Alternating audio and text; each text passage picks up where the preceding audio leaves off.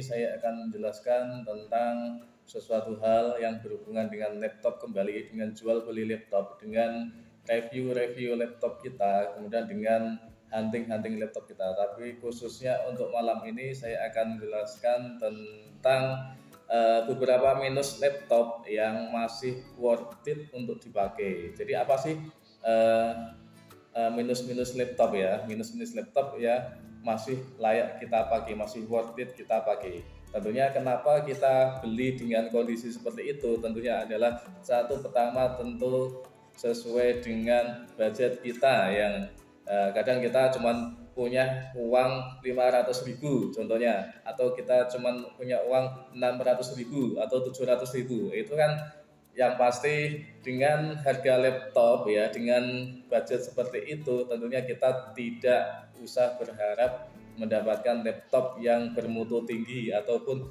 laptop yang perfect atau laptop yang sangat bagus ya. Tentunya kita harus sadar diri. Jadi apa sih minus-minus laptop yang masih layak kita pakai?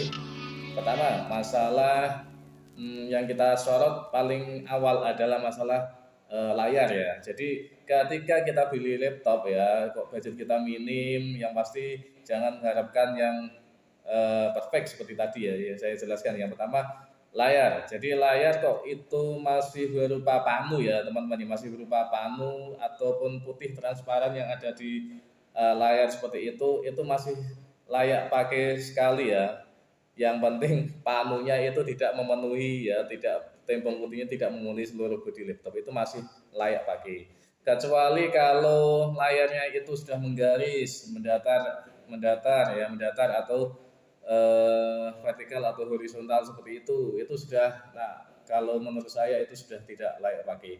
Kedua, masalah masalah casing ya. Nah, casing itu menurut saya cuma sebagai sebuah pelengkap ya, yang ada pada diri laptop atau cuma untuk mempercantik sebuah laptop ya. Jadi walaupun kita beli laptop ya casingnya burik, tapi ketika kinerjanya itu bagus ya, kinerjanya kok oke, cepat kita pakai, tentunya kita puas. Beda dengan ketika beli laptop yang kondisi casingnya bagus tapi kita pakai laptopnya kinerjanya itu sangat buruk, tentunya kita akan kecewa karena kita tidak akan membeli casing ya teman-teman ya, tetapi kita membeli hasil dari kinerja laptop yang tersebut itu tentunya.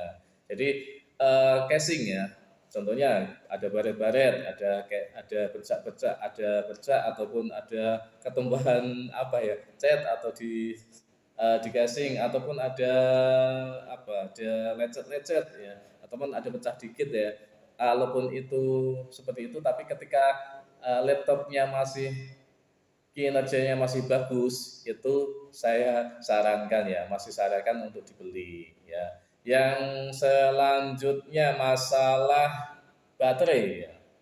Selanjutnya masalah baterai. Jadi baterai itu bukan sesuatu hal yang utama ketika kita beli laptop ya. Yang penting adalah kinerja. Jadi ketika baterainya itu sudah tidak oke, ataupun sudah ngedrop atau cuman pemakaian beberapa menit saja, itu ketika itu sesuai harga dan budget teman-teman, jadi belilah nggak apa-apa karena itu sesuai ya, sesuai budget kita, jadi tidak usah dipaksakan loh. Seperti itu baterai.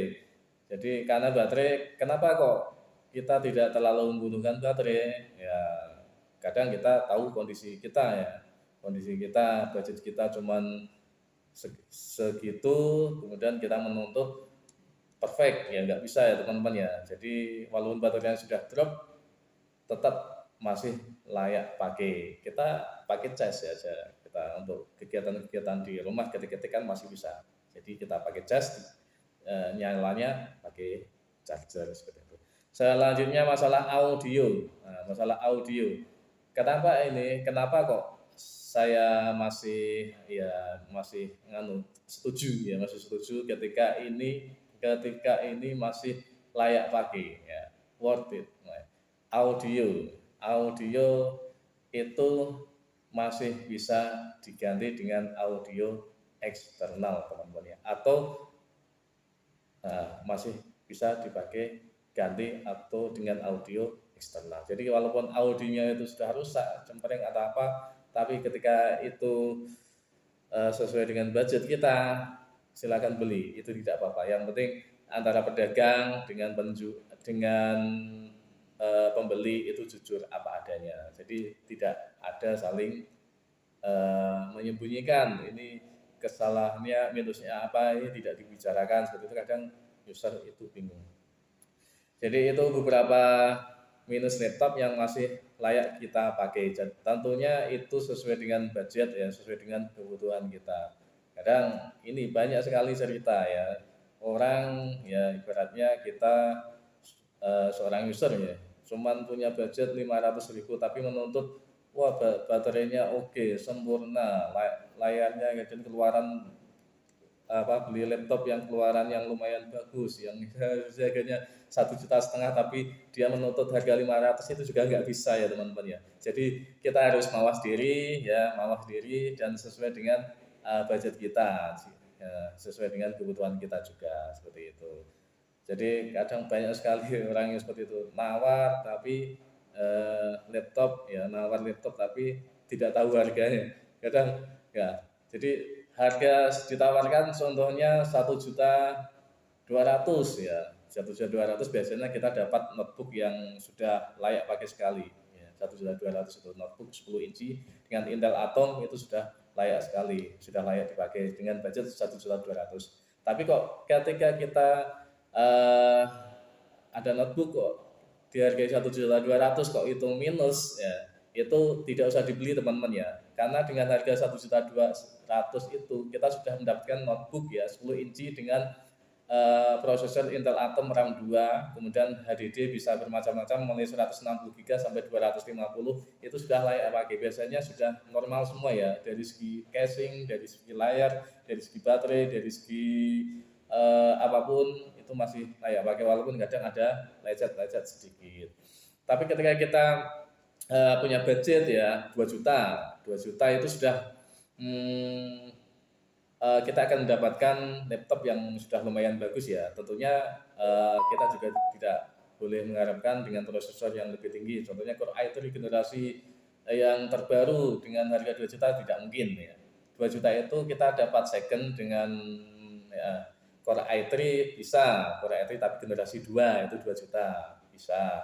Tapi untuk yang lebih bagus lagi kita beli dengan yang Intel Celeron N3020, kemudian RAM-nya 2GB atau 4GB, kadang sudah dapat harddisknya 500GB, itu sudah oke dengan budget segitu. Kemudian kalau kita budgetnya, kita punya budget yang lumayan banyak lagi ya 3 juta semuanya, biasanya kita sudah dapat laptop dengan Core i3 generasi yang lumayan muda ya teman-teman ya. Jadi seperti itu.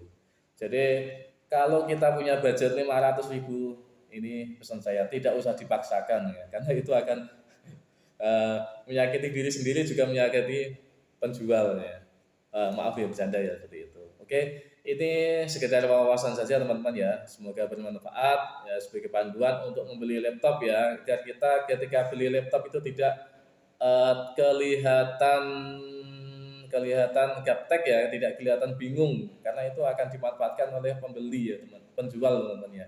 Jadi tetaplah smart dalam membeli, cari informasi dulu, kemudian pokoknya ketika menghadapi orang itu kita harus punya senjata, itu intinya ya. Oke, semoga bermanfaat. Sampai jumpa di video-video selanjutnya tentang hunting laptop, tentang podcast, tentang review laptop, tentang motivasi laptop, tentang petunjuk atau tips dalam membeli laptop second maupun laptop baru. Terima kasih, semoga bermanfaat.